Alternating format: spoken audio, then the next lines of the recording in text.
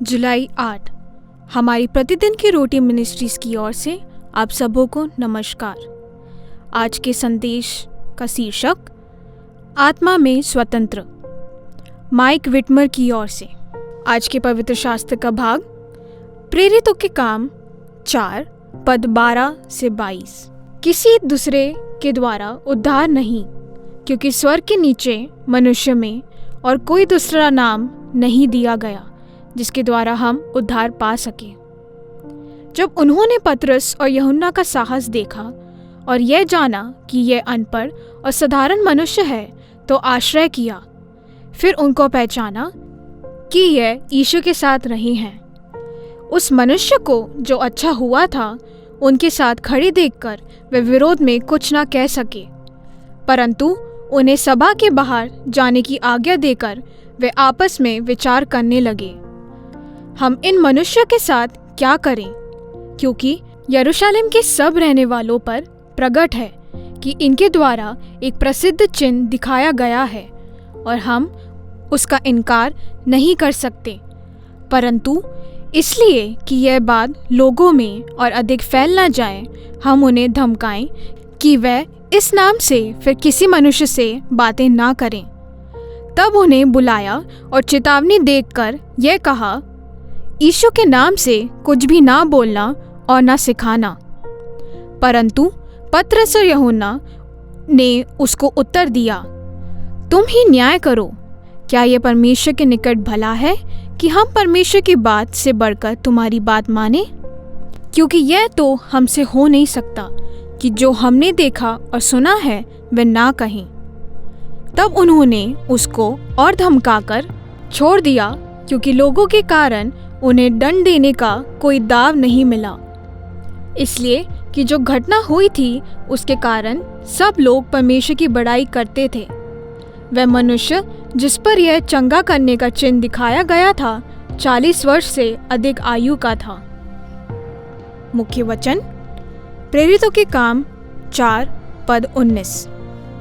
यह अनपढ़ और साधारण मनुष्य है। फिर उनको पहचाना कि यह यीशु के साथ रहे हैं। ना तो ऑरविल और ना ही विल्बर राइट के पास पायलट का लाइसेंस था।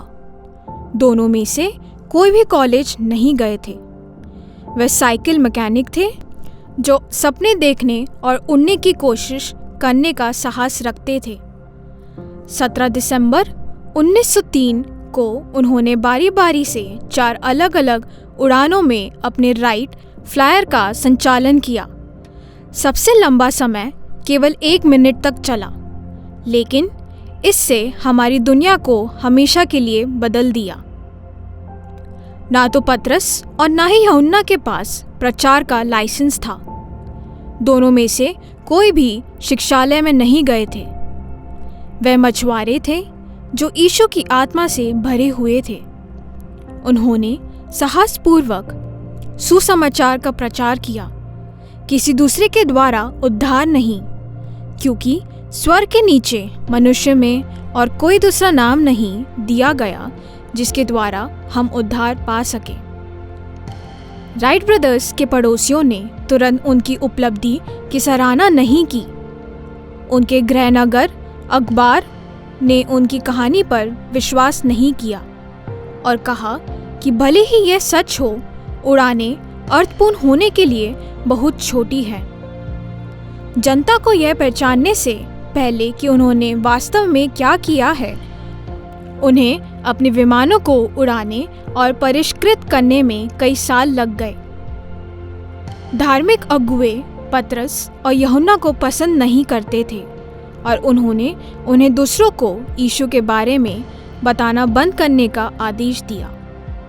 पतरस ने कहा, नहीं, यह तो हमसे हो नहीं सकता कि जो हमने देखा और सुना है वह ना कहें। हो सकता है कि आप स्वीकृत सूची में ना हो, शायद आप लोगों द्वारा तिरस्कृत हो, पर कोई बात नहीं। यदि आपके पास यीशु की आत्मा है तो आप उसके लिए साहसपूर्वक जीने के लिए स्वतंत्रित हैं। कौन सा कार्य या व्यक्ति आपको अपर्याप्त महसूस कराता है? आज उस चितौनी में कदम रखने के लिए आप पवित्र आत्मा के भीतर वास करने वाली उपस्थिति पर कैसे भरोसा कर सकते हैं।